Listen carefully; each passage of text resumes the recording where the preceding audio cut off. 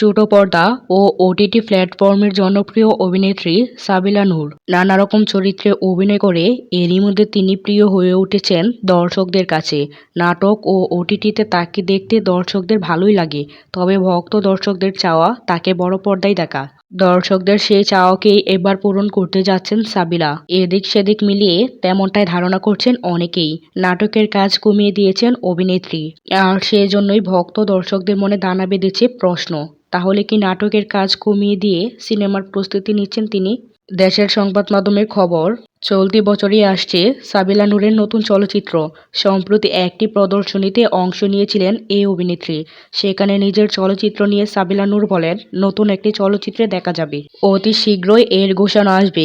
এর আগে কথা বলা যাচ্ছে না। কে কে থাকছেন, কে নির্মাণ করছেন, কে পরিচালনা করছেন সবই জানা যাবে।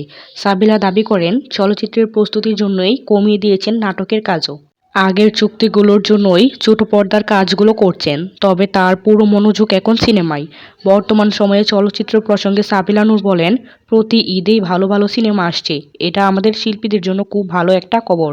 আমরাও আসলে ভালো ভালো কাজ করার সাহস পাচ্ছি।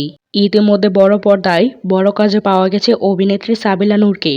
বাংলাদেশ ভারতের পৃষ্ঠপোষকতায় তৈরি হয়েছিল মুজিব একটি জাতির রূপকার। এই সিনেমাতে শেখ রেহানার ভূমিকায় অভিনয় করেন সাবিলা নূর।